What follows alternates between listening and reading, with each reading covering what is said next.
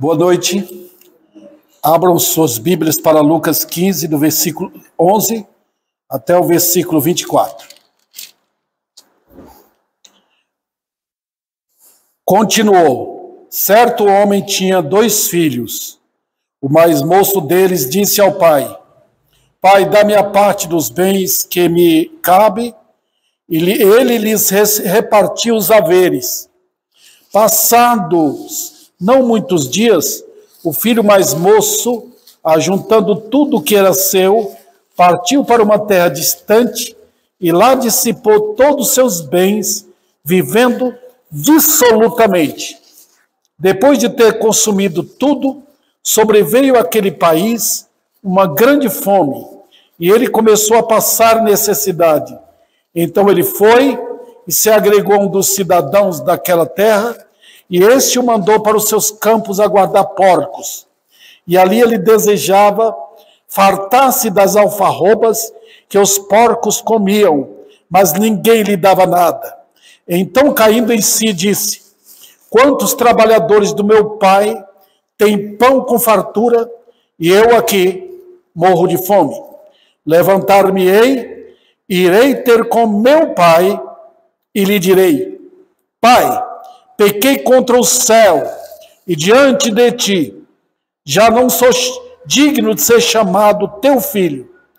Trata-me como um dos teus trabalhadores. E levantando-se foi para o seu pai. Vinha ele ainda longe, quando seu pai o avistou, e compadecido dele, correndo, o abraçou e o beijou. E o filho lhe disse: Pai, pequei contra o céu e diante de ti, já não sou digno de ser chamado teu filho. O pai, porém, disse aos seus servos: Trazei depressa a melhor roupa, vesti-o, ponde-lhe um anel no dedo e sandálias nos pés. Trazei também e matai o novilho cevado, comamos e regozijemo-nos, porque este meu filho estava morto e reviveu, estava perdido e foi achado.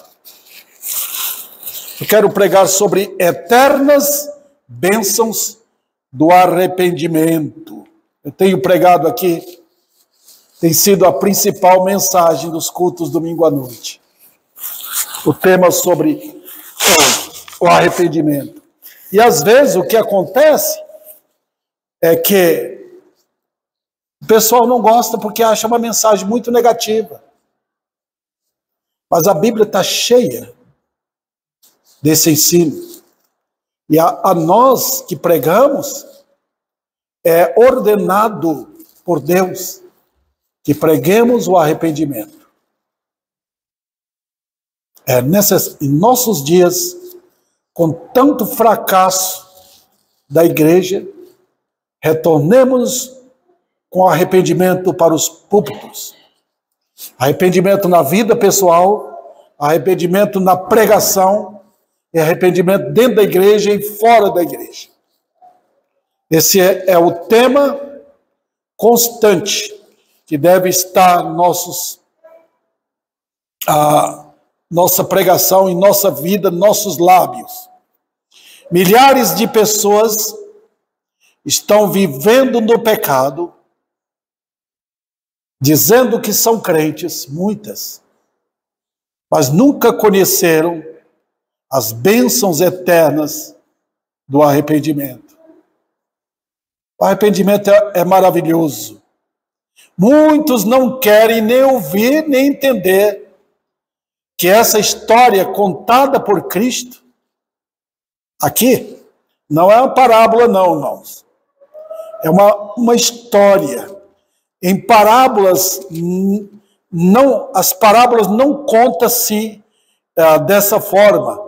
Ele começa sempre na parábola e propôs uma parábola. Aqui não. Ele conta uma história. Certo homem tinha 2 filhos. Então, uma história não é uma mera parábola. E Jesus, sendo Deus, ele conhecia todas as histórias ocorridas, né? Então, isso aqui é para mostrar que situação os homens estão no pecado. É como a história desse moço. É uma história do moço que desceu da sua casa, pegou a herança que tinha e gastou a herança, ficou longe, quando tudo estava bem, tinha dinheiro, mas quando foi ao pó, à miséria, então ele chegou ao arrependimento. Né? Isso aqui é para nós vermos a situação do homem desde a queda. Como foi que ele caiu, como foi que ele deu as costas para Deus e como está a situação do homem agora. Milhares de pessoas agem como filho pródigo, porque foram visitadas pelas misericórdias de Deus. Nem todos, mas milhares.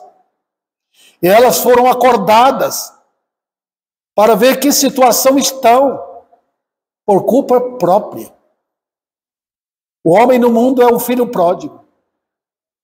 Ele não vai ver a sua situação até que Deus mostre para ele. Então, o texto aqui, queridos irmãos, nos fornece um cenário de lições práticas que eu quero passar para vocês. A primeira é a decisão daquele jovem de deixar a companhia do seu bondoso pai mostra claramente a nossa decisão na queda de abandonar Deus para buscar felicidade no diabo e na construção deste mundo maligno que ali começou. Deixamos um paraíso do Éden para amar vamos dizer, os desígnios de Satanás em construir seu mundo, como ele fez através de Caim. Então, em segundo lugar, seu arrependimento ocorreu quando ele viu sua própria miséria, quando ele estava lá embaixo, quando ele viu o fundo do poço onde ele chegou. Ele viu o buraco onde ele mesmo, por decisão própria, desceu. Longe de Deus, longe do pai dele na história, né? Onde ele chegou? Comendo comida, resto de comida dos porcos. Olha que situação, onde o mundo leva o homem. Tá? Olha, queridos, é assim que ocorre quando homens e mulheres reconhecem que este mundo é assim. Parece bonito, parece lindo, parece cheio de conforto, cheio de paraíso, paixões, muitas promessas, sonhos. O mundo é assim. E milhares não acordam, morrem e acordam no inferno. Por quê? Porque Deus usa de compaixão com alguns, com outros não. Com esse filho pródigo é uma ilustração de como Deus age para levar homens ao arrependimento.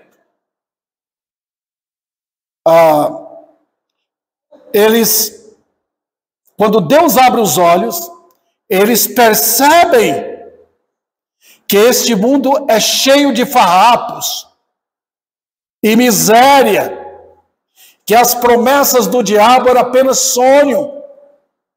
Sonho de dar dinheiro, de dar riqueza, de dar sucesso, de dar prosperidade. Tudo sonho. Então, quando Deus abre os olhos, então ele se vê lá embaixo. Onde ele desceu? Então, eles precisam correr para quem? O filho pródigo voltou para o pai. O arrependido volta para Deus. Só o arrependido. Infelizmente, no mundo inteiro nós temos essa mensagem que não contém nada de arrependimento. E é por isso que o nome de Deus está sendo blasfemado. Porque pecadores sem arrependimento, Eles podem até crer em Deus e crer mesmo. O diabo crê, os demônios creem. Porque o homem não pode crer em Deus? Crê. Mas não tem arrependimento. É o arrependimento que faz o homem ver onde foi a queda dele. A Bíblia está cheia disso, queridos. Quando Deus fala para uma das igrejas, das 7 igrejas em Apocalipse, ele fala, lembra-te de onde caíste e arrepende. Foi ali que você caiu. Então não temos isso hoje. Os homens estão vivendo no pecado, as mulheres também. Está tudo bem com Deus? Não está. O homem só começa a vida dele no arrependimento. Em terceiro lugar, o arrependimento daquele moço não foi brincadeira. Não. Ele partiu de um coração humilhado. É claro que ele ensaiou. Mas ele, como é que eu vou para a casa do meu pai? Ele não levantou orgulhoso, não. Ele levantou-se no farrapo dele. E voltou para casa preparado para falar com o pai exatamente aquilo que ele deveria falar. Que coisa, né? Olha, ele não jogou culpa no irmão dele, nem na sociedade. Ele diz, a culpa foi minha. Fui eu que caí. Fui eu que tombei. Fui eu que desobedeci ao meu pai. Em quarto, mesmo que ele tenha ensaiado, foi um ato de humildade. Quando o homem se arrepende, de fato, ele usa a razão, ele usa a realidade da vida. Arrependimento mexe com as emoções? Claro. A pessoa sente tristeza. Isso é emoção. A pessoa até chora, muitos choram no arrependimento. O que foi que eu fiz? Mas o arrependimento é racional. A pessoa vê onde ele foi, onde ela foi. Então foi assim com ele. Muitos preferem morrer na miséria eterna do que correr para Cristo. Muitos sabem do horror do pecado, onde chegaram. Eu conheci pessoas que morreram no pecado, mas não se arrependeram. Nunca. Morreram, foram para o castigo eterno, mas não abandonaram seus maus caminhos. Mas hoje à noite, eu quero mostrar no texto as maravilhas, as eternas bênçãos do arrependimento. O que vai trazer? O moço, ele se arrependeu, mas ele não esperava que o pai dele ia fazer o que fez. Quem sabe, eu volto para a casa do meu pai, e lá ele vai me dar, tá bom, entra aí, seu vagabundo, seu moleque, eu tenho aqui um serviço para você, você nem é meu filho mais. Ele esperava isso. Mas lá era melhor. Na casa do pai era melhor. Tinha de tudo. No mundo, comendo coisas de porcos, resultados da comida de porcos. Não, ele não queria aquilo. Olha onde o mundo leva a pessoa. Vamos então tomar o caminho certo de arrependimento. É muito humilhante. Mas lembre, diante de Deus, o homem que não se arrepende do seu mau caminho, ele não é convertido. Tem pecado passado que ficou guardado na gaveta da vida lá atrás? Tem que abrir a gaveta da vida. Tem que rasgar mesmo o coração. Está aqui minha vida diante do Senhor. Olha o que eu fiz. Como foi que eu te zombei? Como foi que eu blasfemei do teu nome? Como eu curti este mundo maligno, te ofendendo? O arrependido faz isso. Ele não vai contar todos os seus pecados para Deus? Deus sabe. Mas ele chega em plena sinceridade perante Deus. Então, tenho 3 lições aqui. Vamos à primeira. A primeira é, no texto mesmo, as bênçãos de uma graciosa e festiva recepção. Quando o pecador volta para Deus, o que acontece? É bom isso? Será que não é humilhante? Será que vamos tratar bem? Eu me lembro daquele rei em Jerusalém, quando Babilônia estava cercando a Jerusalém, ia destruir a cidade. Jeremias chegou para o rei Zedequias, falou para ele, entregue-se, levante a mão, entregue-se para o rei de Babilônia, você não morrerá, você vai para o cativeiro, vai, mas você não vai morrer. Ele ficou, mas o que vão falar de mim? As mulheres que vão falar de mim, os homens que vão falar de mim? Olha, orgulho, sabe o que aconteceu com ele? A cidade foi tomada, ele foi preso, arrancaram os olhos dele. Quando o homem não se arrepende, é porque o orgulho está em pé, blasfemando lá dentro, dizendo, não quero Deus. Mesmo diante dos perigos. Milhares morreram no pecado por causa disso. A ausência de arrependimento. Mas nota o texto. Veja o que diz aqui. Capítulo 15. Quando ele chega, versículo 20. E levantando-se, foi para o seu pai. Vinha ele ainda longe, quando seu pai o avistou, e compadecido dele, correndo, o abraçou e o beijou. Olha que coisa. Veja, quando seu pai o viu, o avistou, olha que diferença. O que ele encontrou? Ele encontrou um coração gracioso. Um coração gracioso. Com Deus não tem cara feia. A graça não fecha a cara. A graça nunca diz não. Quando o pecador olha pela fé a face de Deus, encontra aquela face de alegria, uma recepção calorosa. Você é meu. Você é meu filho. Eu te amei. Olha que coisa maravilhosa. O pai olhou para o filho. Não fechou a porta, não. Não bateu a porta na cara dele. É assim que Deus faz com o pecador arrependido. Deus não fecha a cara. Não cria rugas na face da graça de Deus.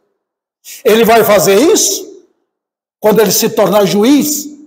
Os olhos furiosos dele vão mirar a face dos perdidos. Mas agora não. O Deus de compaixão, sim, quando ele recebe um pecador arrependido. É maravilhoso esse Deus. Olha que fantástica história. Um pai que recebeu. Um jovem nos Estados Unidos foi para a guerra. Ele era de uma família rica. Quando ele voltou, ele estava deformado, mutilado. E ele foi na casa dos pais. Os pais abriram a porta, olharam para ele. E ele falou, sou filho de vocês. Eu estava na guerra. Eles olharam, desprezaram o filho. Você não é nosso filho. Você não era assim.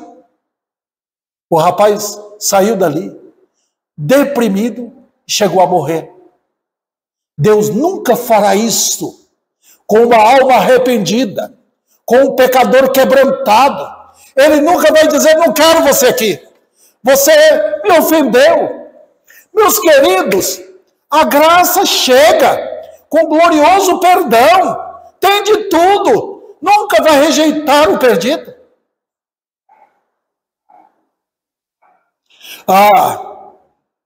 O perdão de Deus faz Deus esquecer todo o mal. Todo. Nunca mais lembrarei. Olha que recepção. Um Deus maravilhoso. Claro, ele manda arrepender. Porque quando você se arrepende, quando o homem se arrepende, quando a mulher se arrepende, quando um jovem se arrepende, quando um adolescente se arrepende, quando qualquer pecador se humilha perante ele, imediatamente é o seu coração, querido. Se você for em sinceridade perante Deus, há essa recepção gloriosa, com Deus dizendo, eu tenho perdão para você. Está aqui, completo perdão. Está tudo perdoado.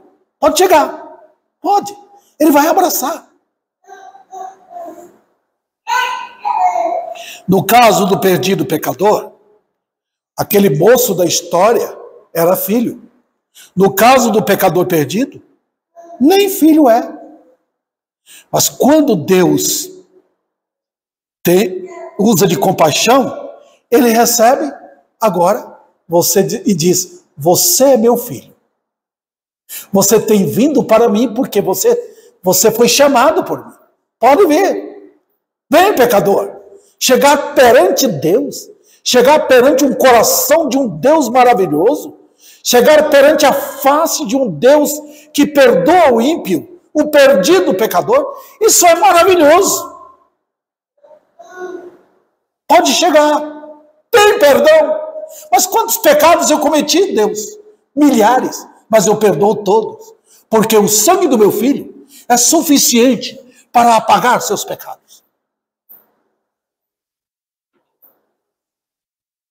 Segundo lugar, estava um coração cheio de compaixão.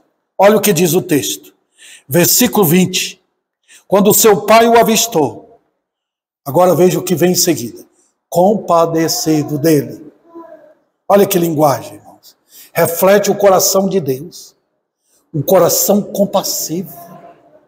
A ideia que a nova era tem passado para o povo hoje é de um Deus bobo, de um Jesus, desculpa usar a expressão, um Jesus bobalhão, palhaço, que está aí dando bênção para todo mundo.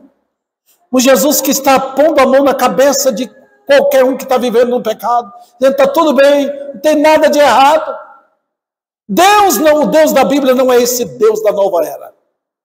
O Deus da Bíblia é um Deus justo, odeia o mal, odeia. Mas quando ele encontra um pecador, quando ele chama um pecador ao arrependimento, que maravilha acontece, porque ele recebe com real prazer. O que está tendo hoje? O que está acontecendo? Pasmem! Nós não temos pecadores arrependidos.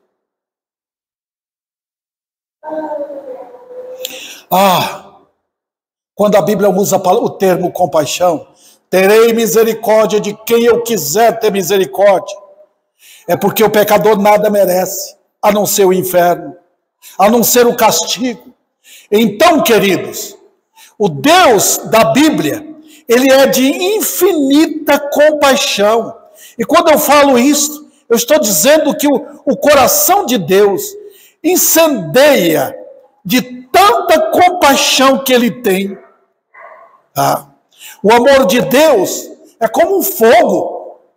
É um fogo que não se apaga. Não, ele ama o homem arrependido. Ele preparou todo esse cenário da graça para isso. Olha a vida de Zaqueu. Como ele entrou na casa de um perdido e deixou um salvo ali. Como aquela mulher adúltera chegou aos pés do Senhor chorando. Ele a recebeu. Como ele fez com o ladrão na cruz, em rápidas palavras. Aquele homem teve acesso ao céu. Como ele fez com Saulo. Como ele fez com milhares. Como ele fez com Pedro, que negou 3 vezes. Ali estava um homem arrependido. Oh, queridos, a sala da vingança de Deus não está aberta. Deus não está mostrando o arsenal dele. Não. Eu prego sobre isso. Eu prego sobre a ira de Deus. Mas Deus nunca ele pega um homem ou uma mulher arrependidos e leva para mostrar a sala de arma dele. Ele recebe e mostra a grandeza da graça. Então nós temos esses hinos maravilhosos. Cristo me amou e me livrou Nós temos hinos repletos do amor de Deus, amor que contagiou o coração de convertidos ao longo da história. Também, queridos, ali estava um coração amoroso e terno. Sem dúvida, aquele moço foi, eu não sei quantos quilômetros ele andou, mas ele cambaleava de cansaço e fome. Mas notem, foi o que o pai fez. O pai correu. Houve o abraço, houve o beijo de aceitação. Então, o gesto do pai foi suficiente para dizer tudo o que ele precisava ouvir. Um filho foi embora de uma casa, deixou o velho pai triste. E toda vez que o trem passava em frente à casa dele, o pai chegava na janela e fazia assim com um pano branco, dizendo: tá, volta meu filho, volta. O pai estava como que dizendo: quem sabe ele está num vagão desse aí. Até que o filho, um dia arrependido, voltou e passou em frente à casa do pai e viu o velho pai com um tipo de uma bandeira branca, dizendo: volte meu filho, tem lugar. Olha o que Deus faz, olha a força dele, não é bater na sua face, não é gritar com você, a força de Deus é amar você.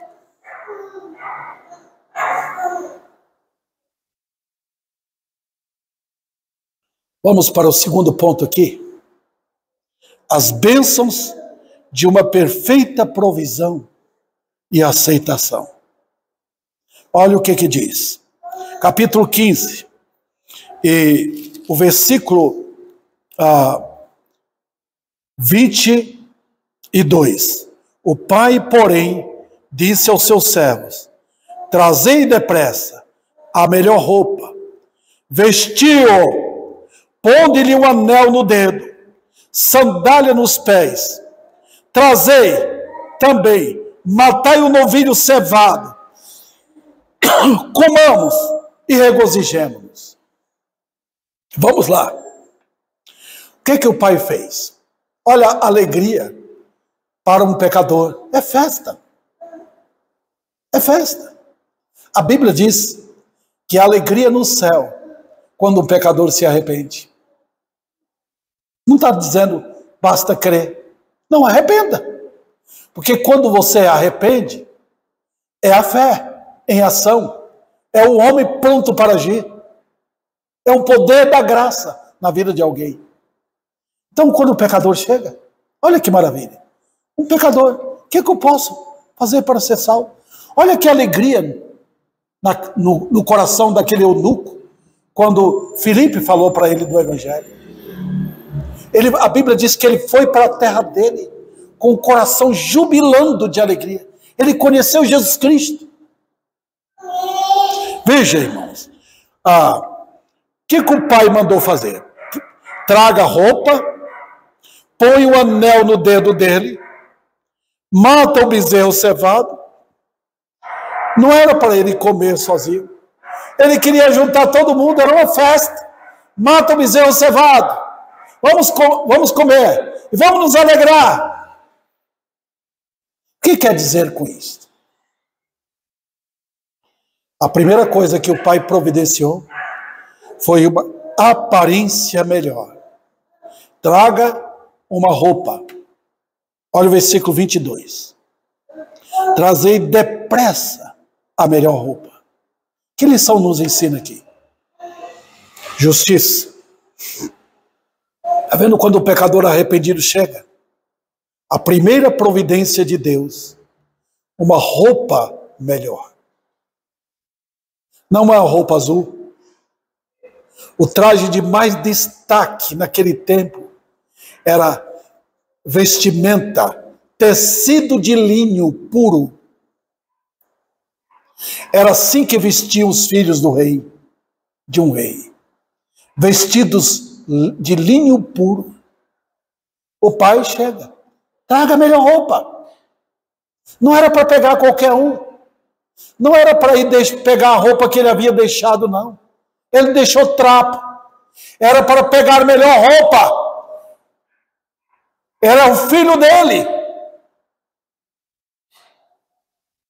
Veja, queridos, assim Deus faz com o pecador. Ao tirar os trajes toscos de escravo e revestir-lhe da justiça de Cristo. Quando um pecador entra na presença da graça, ele sai dali vestido e parecido com Cristo. Alegria estampada, aceitação perante Deus, de um Deus que não vê mais culpa alguma nele. Foram tiradas suas culpas completamente. Não tem mancha nenhuma na vestimenta dele. Ele é um novo homem em Cristo. Ele se apresenta agora à família dele. Ele se apresenta no emprego. Ele apresenta na sociedade. Eis-me aqui, agora eu sou um crente em Cristo. É assim que Deus faz com um pecador arrependido. Aquele moço foi a Deus. Foi ao Pai. E o Pai fez isso. Outro detalhe aqui. José se preparou para falar com Faraó. Então Faraó deu uma nova veste para ele. Em segundo lugar, nós temos uma aliança. Olha o que diz o texto. Trazei a melhor roupa, vestiu, ponde-lhe um anel no dedo. Veja que coisa. O que é isso? Ponde um anel no dedo dele. Significa identificação. O filho de homem rico naquele tempo usava um anel. Era coisa especial. Estava dizendo, eu sou filho daquele homem, ou de um rei, ou de um príncipe, de um homem rico, pondo o anel. Foi assim que Faraó tratou José. Não somente com roupa, mas colocou o anel no dedo dele. Olha que fantástico. Isso indica que a pessoa foi identificada com o pai novamente. Lá nos trapos, servindo aos porcos, com as mulheres antes, vivendo, gastando o dinheiro dele, ele não representava seu pai. No pecado, o homem não representa Deus. Não. Eu vejo tantas pessoas falando, eu tenho Deus no coração. Que Deus é esse? O homem no pecado não representa o Deus da Bíblia. É quando ele é salvo e santificado. Ele leva um anel no dedo, por assim dizer. Ele está identificando com o seu Senhor. Você lembra lá em Cantares? Como o marido fala com a esposa? Põe-me como selo em teu coração, como selo em teu braço. Agora, todo mundo vê. Quem é ele? Ele é diferente. Ele identificou-se com o pai dele. Quem é teu Deus? Meu Deus está no céu. Ele é o meu Deus. Ele pertence a Cristo. Uma aliança que foi feita. Olha, querido, o que Deus faz com o pecador que se arrepende? O homem nem imagina. O que Deus tem para um pecador na tão grande salvação. Não é mera entrada no céu. É uma aliança de amor. Ele fala isso em Oséias. Eu casarei, me desposarei contigo. Eu serei teu marido. E aqui no caso do filho, você é meu filho. Que todo mundo vai saber. Você é meu. Você ficou longe. Também há uma aliança de que ele pertence a uma família rica.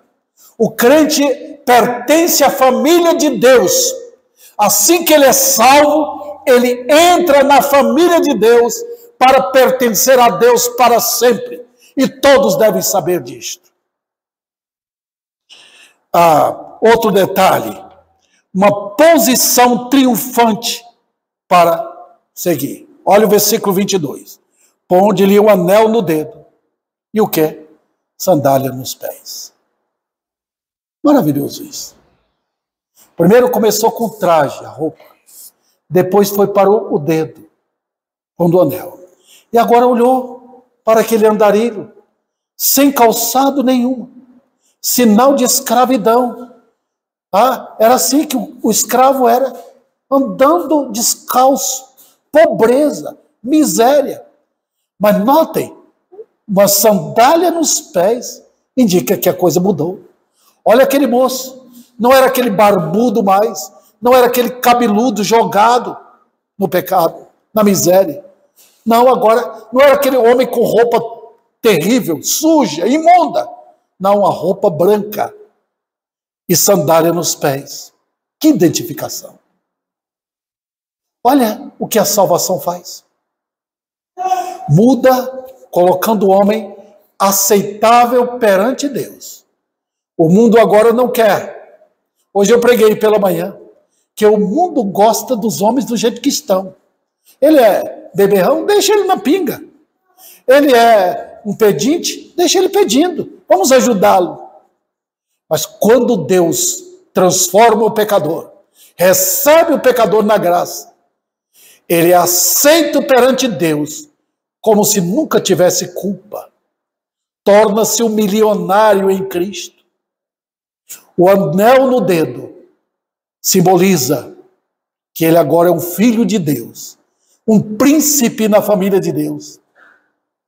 E a sandália nos pés, pronto para andar, pronto para servir, pronto para caminhar.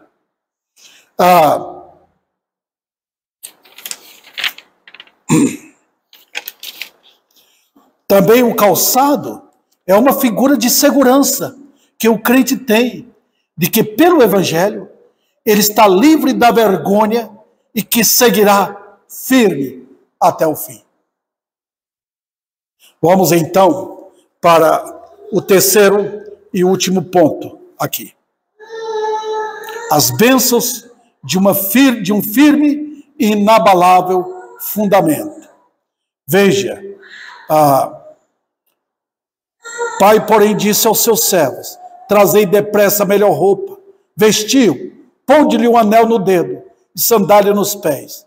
Trazei também, matai o novilho cevado, comamos e regozijemo-nos, porque este meu filho estava morto e reviveu. Estava perdido e foi achado. E começaram a regozijar.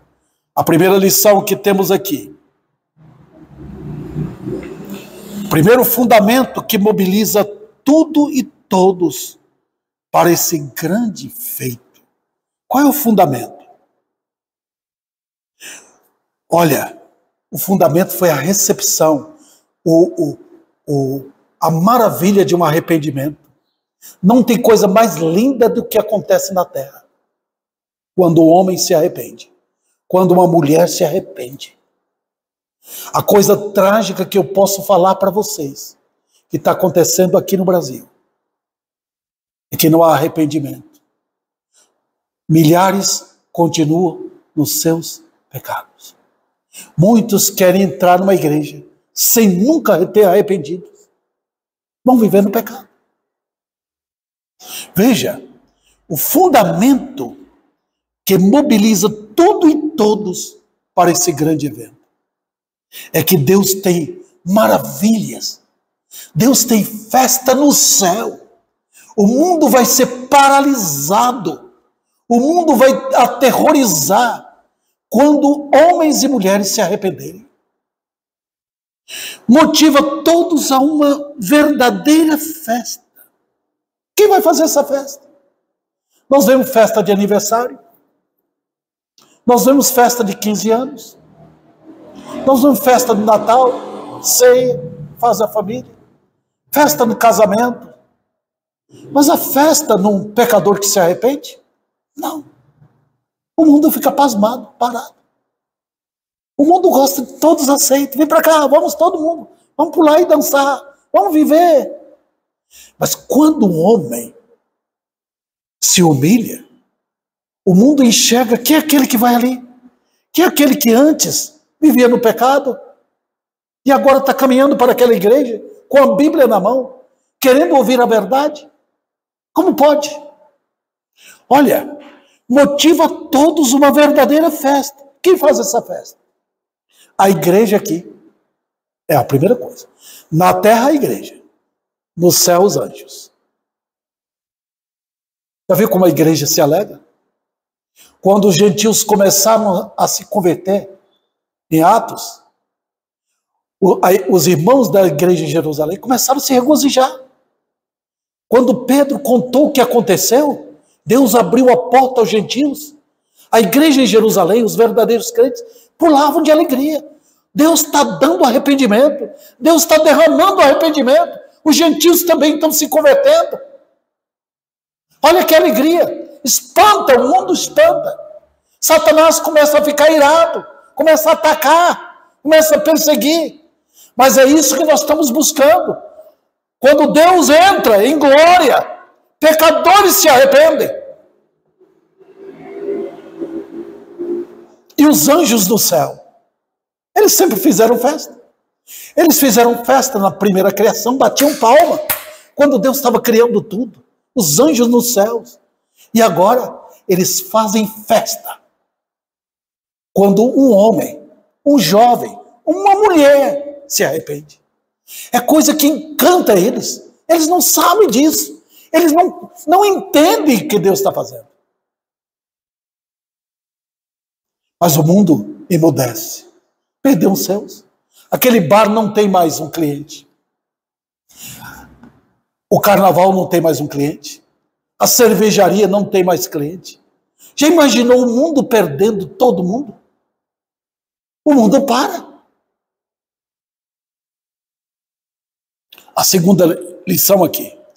O fundamento que mostra a gloriosa evidência de um coração transbordante de um pai. O que nós aprendemos aqui? Nós não estamos tão olhando para o arrependido. Não, uau! Nós estamos olhando para um Deus transbordante de graça, com um coração como uma mala lotada de bênçãos para um pecador. Ele chega e diz, é teu, tudo pela graça. Você agora é filho meu, herdeiro dos céus. Pode proclamar para todo mundo que você não está mais imundo como estava antes. Você é meu. Veja bem, queridos. Para ele, o que aconteceu? O que ocorreu com aquele moço? Olha o que o pai fala. Versículo 24. Ele mostra a razão. Vamos fazer festa, porque este meu filho estava morto e reviveu. É a primeira lição aqui, tá vendo? Olha o que acontece. Que festa nós não faríamos se porventura a minha esposa ressuscitasse? Um parente querido ressuscitasse. Não seria maravilhoso? Como nós não estaríamos fazendo festa? Eu posso imaginar quando o Senhor devolveu Lázaro para as duas irmãs. Está aqui, vivo. Que festa! Meu irmão voltou. Ele estava morto. E agora está conosco. Não é maravilhoso? Veja, quando um homem se arrepende, é como um defunto que foi tirado da cova e passou a andar, passou a respirar, passou a ver, passou a frequentar a casa dele de novo. Então, queridos, lidar com mortos, só Deus pode fazer. Outro detalhe, foi assim com Jacó e José. Quando o papai Jacó soube que José estava vivo, ele reviveu, o coração dele palpitou, ele pulava de alegria. Meu filho está vivo. Não é motivo de festa?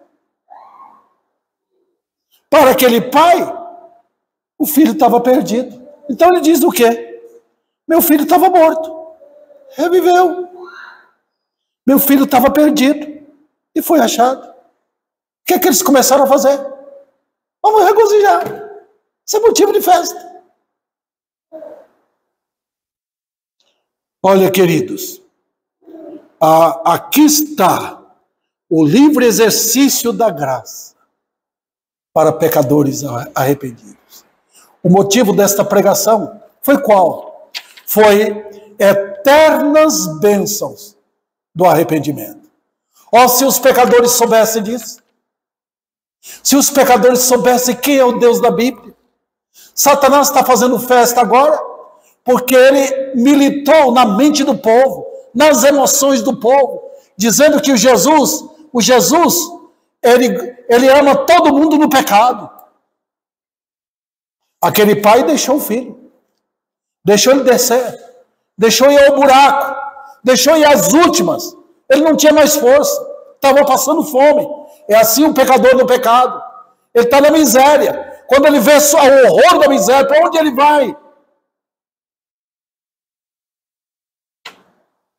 Aí ele se converte.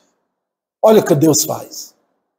O pai estava tão contente que ele atribuiu um filho. Ele estava morto e reviveu. Ele nem fala que ele foi revivido. Fala, ele reviveu. Olha como Deus faz isso com o pecador. Ele estava morto. Mas agora ele aqui, está todo mundo vendo. Ele está falando comigo. Ele está na minha casa. Ele é meu filho. Está vendo? Deus então está como que dando um tapa no rosto do diabo. Você perdeu. Você não conhecia a minha graça. E nem conhece. Olha, queridos, isso revela que todos os atos do arrependido fazem parte dos grandes feitos soberanos de Deus. Deus, neste momento, aqui no meu país, em Ribeirão Preto, ele não está derramando o dom do arrependimento.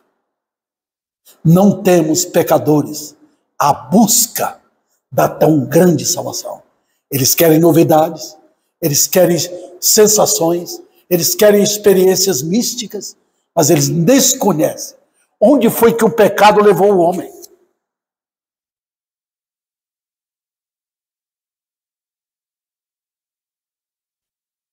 Os homens estão mortos e nada podem fazer por si. Os homens estão perdidos. Agora veja, no versículo 22, nós temos uma parte ativa e uma parte passiva, tá vendo? Ativa é, meu filho estava morto e reviveu. Impressionante. Meu filho estava perdido, agora a parte passiva foi achada. Quem foi que achou aquele moço? A Bíblia começa a contar dele sozinho, ele lá embaixo, preparando para voltar. Por quê? Ele estava morto, estava perdido e foi achado. Quem achou? Quem acha o pecador perdido? É Deus.